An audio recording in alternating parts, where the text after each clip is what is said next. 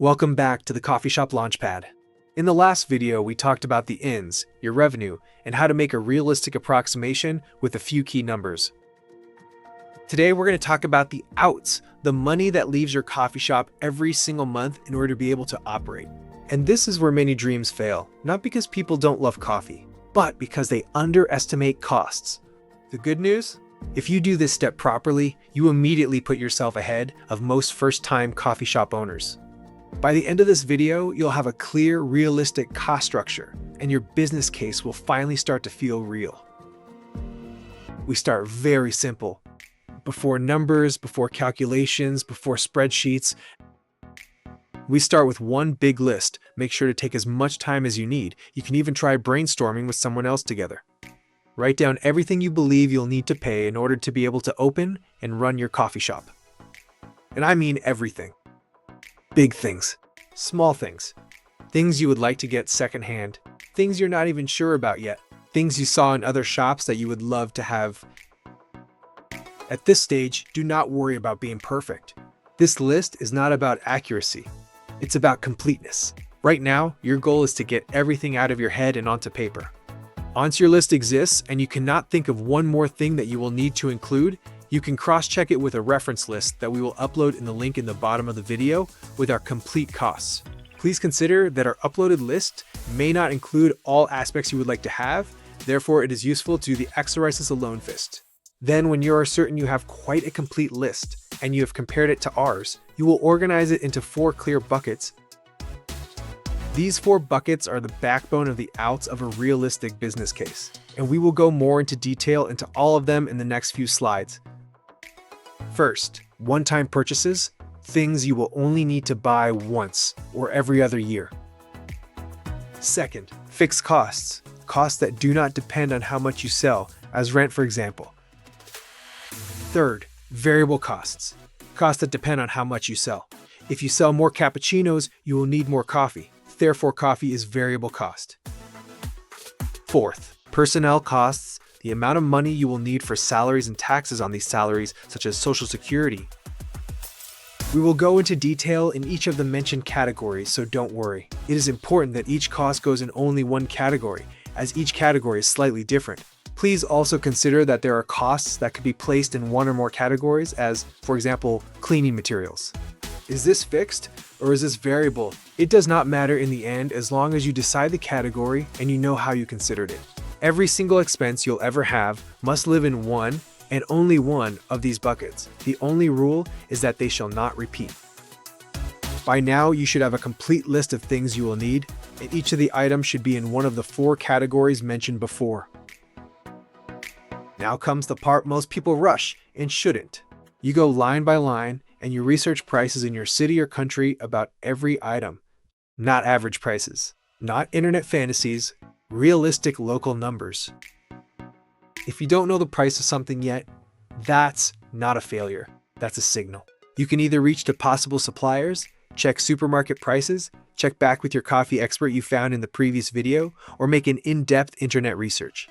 There will be also some costs that are impossible to fill for now, as they might be location dependent or they are simply unclear. Don't worry, leave them as placeholders and you can fill them in as soon as you have more information or a location selected. Important mindset shift. Not knowing the price means, because I need to research more. And that's good, because uncertainty is exactly what kills coffee shops later. About big price ranges. For things like furniture, espresso machines, renovation. Prices can vary massively, and as you still do not have a location selected, they still be unclear. That's normal. Use placeholders if needed. You'll refine them later. Once you have most of the prices, you can make the mind exercise of finding the 3 higher costs in each category. This will be your biggest levers in the future. In the variable cost category, you'll mostly learn on the go. But remember, the goal here is clarity, not perfection. Now let's look at the first bucket. One-time investments. This represents the initial money you need to open your doors. Typical one-time items include things like espresso machine and grinders, furniture and decor, renovation and location improvements, initial equipment and tools, POS system setup. Some of these depend heavily on your final location, and that's okay.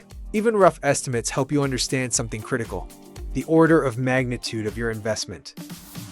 Are we talking about 30,000, 80,000, 150,000? That number changes everything and lets you plan much closer to your reality. Some of our key learnings for this category include: never look for only one offer, minimum of 2 different offers per item, at least in the biggest items. Be flexible, don't fix only in one machine or gadget. Find multiple options and try to compare objectively. Be resourceful. Can you find key things you need in unexpected places?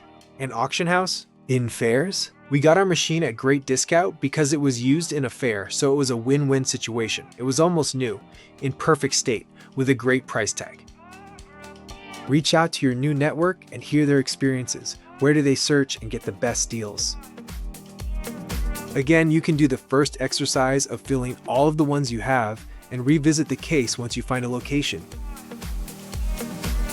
Next step, fixed costs. These are expenses you pay every month, no matter what. Busy day or slow day, they don't care. Typical fixed cost examples include rent, loan repayments, company setup and legal costs, accounting and administration, internet, software, and subscriptions, insurance. These numbers are extremely important because they define your minimum survival level, how much money you need to generate every month just to keep things open. Some of the key learnings of this category are: a good deal on your rent can make or break your business.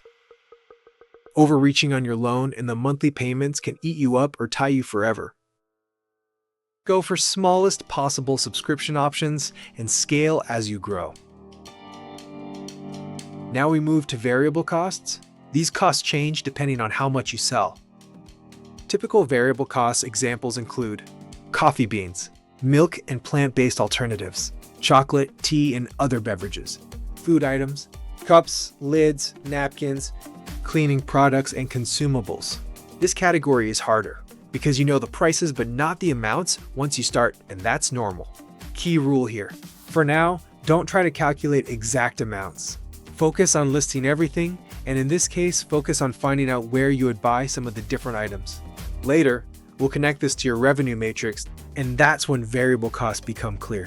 Additionally, I will touch some sourcing topics in the future videos, like where you can find the best quality coffee at the best price. Some of the key learnings for the variable costs include: try to go to the source of each product, the less middleman the best. Source green coffee from a finca and roast locally. This will give you a great story and will lower your costs. If you spend more than 30% of your revenue on variable costs, question yourself, where can you save?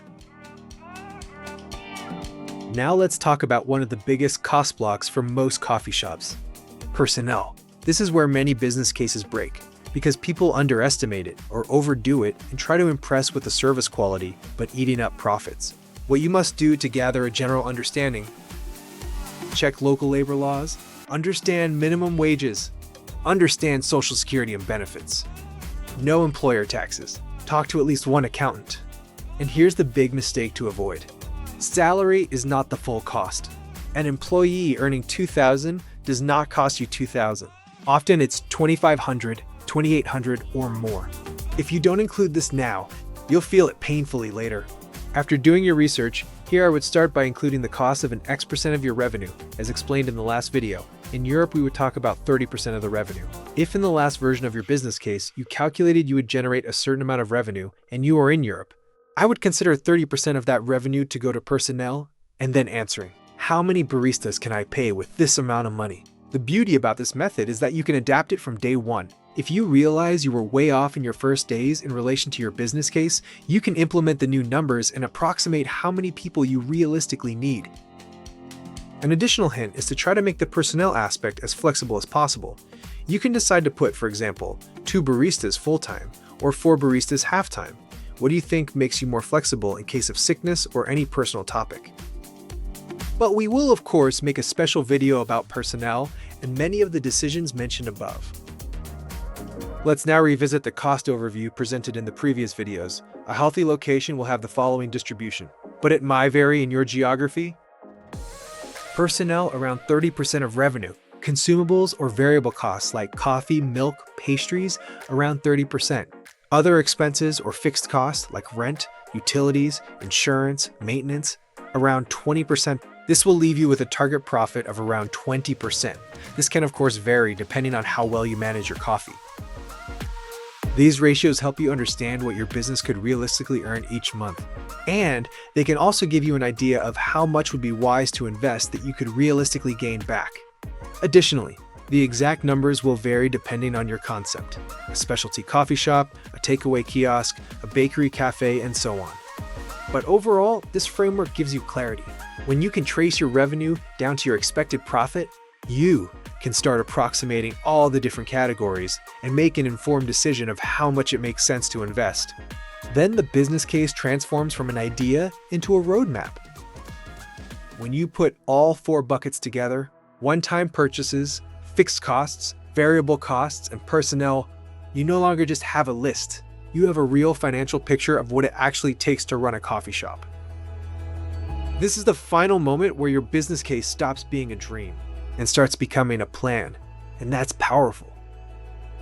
Please remember to take a look at the resources below the video to compare your cost list to the existing one, and if you have any questions or comments, do not hesitate to reach out to me or the community. That's what we are here for. In the next video, we will discuss how we can put all of the things together to generate a central view where you have all information you need at once. This document will be a key decision point once you find the place of your dreams, because it will be able to tell you if you can afford it or not. It will give you a clearer glance in the mirror. It's amazing that you have joined us until here, and looking forward to see you in the next video. After our next video, we are finished talking about numbers, and we will focus on a range of different aspects that will have an impact in your plans. We have started with the business case because it makes more obvious what you need to know afterwards and makes the next steps more natural. Looking forward to going through the next steps with you.